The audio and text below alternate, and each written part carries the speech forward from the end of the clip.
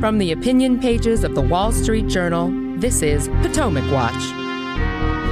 The House passes its version of this year's National Defense Authorization Act, or NDAA, as the Pentagon and Senator Tommy Tuberville tangle over abortion policy.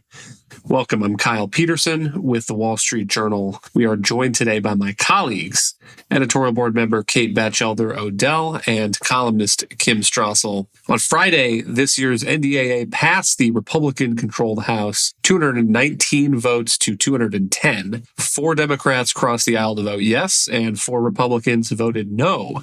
According to one news source, this is a $886 billion authorization with a 5.2% pay increase for service members, which now goes over to the Democratic-controlled Senate. So, Kate, can you just remind us again, what is the NDAA, what is in this bill, and how is this year's debate shaping up? Yeah, Kyle. So the NDAA is the annual policy bill for defense, where Congress kind of sets priorities and green lights kind of authorizes accounts. So the budget deal that the House brokered with Biden locked in defense spending that will later be appropriated in an appropriations bill. And this year, defense takes a real cut after inflation over last year. It's about 3% nominal growth over last year, but that's about half of inflation. To your point about the pay raise, it is a large pay raise for service members.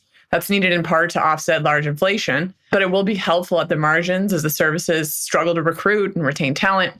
The enlisted pay scales are one reason that's so difficult. There are also some reshuffling from Biden's priorities that he submitted, even though they stuck to his funding levels. The House puts in more money for America's Pacific posture, where we need a lot more hardware to deter China. So that's good. And also some multi-year buys for munitions that Biden proposed to get some more hardware over there.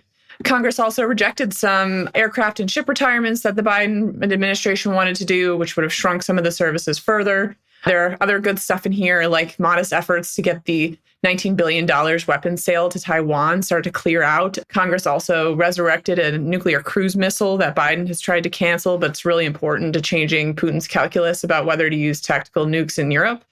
These are some of the highlights, though, Kyle. This is not much of what we've been talking about this week. Mostly we have been hearing about how this bill wouldn't pass, only for it to actually pass, and focusing almost entirely on some of the social debates that have been associated with the bill. To that point, let's listen to one of the Democratic opponents on CNN today. This is House Whip Catherine Clark. But what we've seen is this bill has been transformed into an extremist manifesto.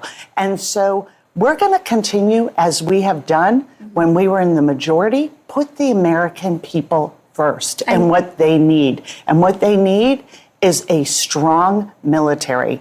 And we know that this bill is going nowhere in the Senate because it is disgusting and outrageous. And here is Republican Steve Scalise at a press conference today. And it was also an important victory for every American in this country that wants to see our military focused on our enemies abroad, not on wokeness and all of the indoctrination attempts you're seeing within the Pentagon. And there was a massive rebuke of that far-left ideology and the push that we've seen under the Biden administration. These aren't things that Barack Obama did when he was president. Joe Biden has tried to change the focus of our military. And what you saw today and over the last week is Republicans and Democrats coming together to say, let's focus on our enemies all around the world. Kim, what do you make of this? On one hand, we know we have divided government, and so whatever the House passes, whatever the Senate passes, those are not the bills that are going to become law. On the other hand, members of the House majority have rights to pass policy riders and set limits on the spending that they're approving or authorizing for the Pentagon or any other department for that matter. Let's just make one thing clear here. There has been some extremism going on at the Department of Defense, but this is not on the Republican side. And what you actually saw here were Republicans attempting to reorient the military back to its goal of protecting and defending this country, being military ready, instead of all of these other cultural issues that the Biden administration has dragged the military into. And by the way, in ways that are offensive to the majority of Americans. And so when you hear that Congresswoman talking. One of the things that was done in the House bill, as Kate mentioned, now is dominating the headlines, is that Republicans voted to get rid of a DoD provision that came in the wake of the Dobbs ruling that's now funding women service members who need to go to other states to get abortions. And here's the problem with that, is that we have this thing called the Hyde provision. It does not allow for the taxpayer funding of abortions. This is a clear evasion of it. It's clearly money that is being used, in fact, to facilitate that. So all Republicans were doing was putting DoD back in line with the rest of federal policy. There's a provision in here that they voted for that is not going to allow the Department of Defense's health plan to use money to pay for gender transitions. There's a couple of provisions that take aim at these sort of over-the-top diversity programs that the Pentagon has adopted, including a chief diversity officer that will defund that position. This is not crazy stuff. This is kind of returning the Pentagon to longstanding policy.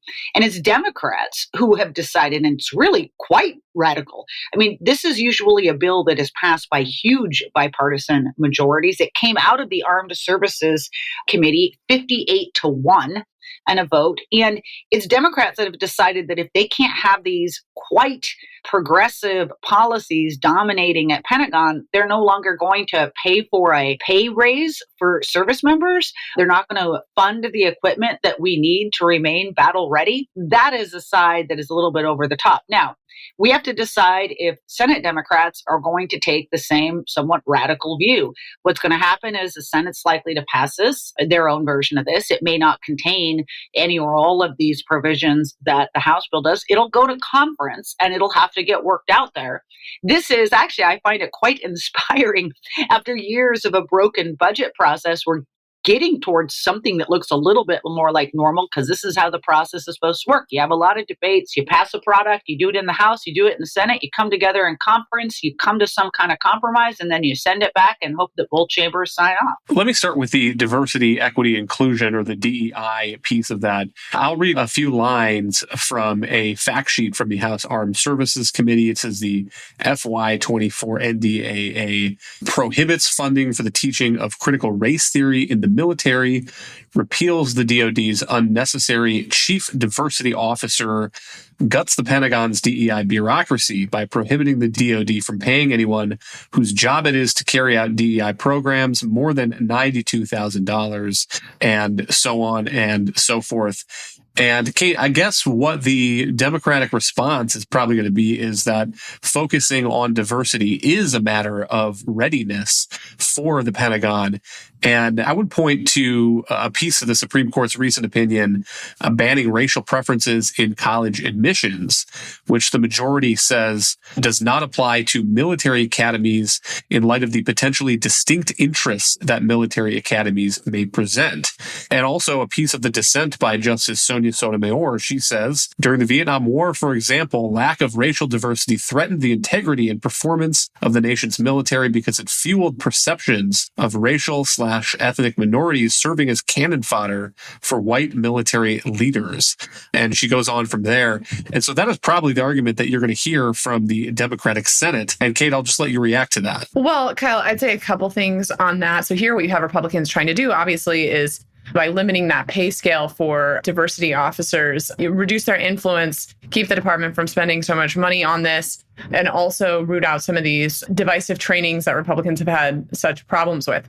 On the question of racial quotas at the Supreme Court, one of the arguments that the Biden administration was making on why racial quotas needed to continue was that they were essential at the service academies, and these service academies have unique national security aims. So basically, it was a way to try to get the court to rule in their favor. That didn't work, and we had John Roberts write that footnote in his opinion that said, we don't consider those claims in our case. And so this opinion does not extend to the service academies. Now, as I read that, that's an invitation to bring on the litigation and consider those national security claims, because, Kyle, I don't think they are strong. And in fact, I think there is quite a strong argument that racial quotas and this kind of racial divisiveness is very bad for an organization that is trying to get folks to put their life on the line for the person next to them, regardless of who it might be. This kind of sectarian teaching is not conducive to unit cohesion. It's not conducive to good order and discipline.